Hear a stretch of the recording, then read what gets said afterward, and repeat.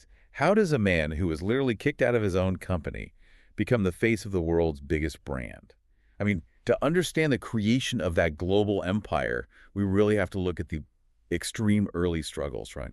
We do. And what's fascinating here is that his early life was defined by extreme precariousness. I mean, he was adopted, and he actually ended up dropping out of Reed College. Why, he dropped out just like that.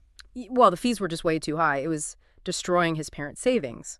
So he had no money for proper meals, and he ended up sleeping on the floor of his friends' dorm rooms. Oh, wow, just crashing on floors. Exactly, returning empty bottles just to earn a few cents for food.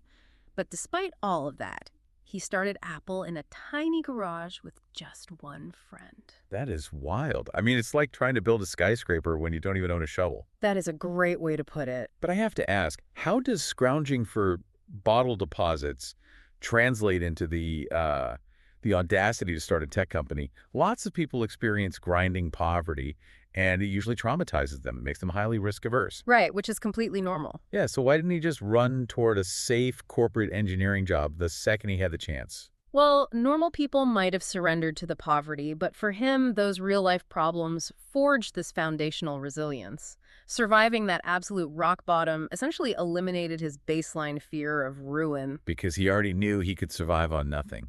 Exactly. If your worst-case scenario is sleeping on a floor, and you've already done that, the perceived risk of starting a company in a tiny garage drops to near zero. He didn't have status to lose. So those early survival tactics kind of stripped away his fear of failure. But here's where it gets really interesting. Because that unyielding resilience built in the garage was immediately tested by, like, an unthinkable corporate betrayal. Oh, absolutely. The ultimate betrayal. Yeah, he was fired from Apple, kicked out of his very own creation. Imagine being locked out of the exact house you built from scratch. I mean, most people would just walk away in defeat. They would. The resilience that worked in the garage became toxic in a boardroom, so the board removed him. But instead of breaking, he founded Pixar. Right, the animation studio. Yeah, and he started another new company, NextXT, and eventually returned to Apple. And of course, he made history by launching the iPhone, the iMac, the iPod. He turned Apple into one of the world's most powerful companies. Which is just an insane comeback. It is. And if we connect this to the bigger picture of our source's core thesis, normal people break under that pressure. But legends use it to make a comeback. That failure forced him to evolve. He had to learn new skills.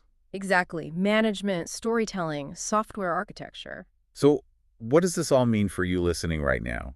The ultimate takeaway from our source today is to basically never give up in life.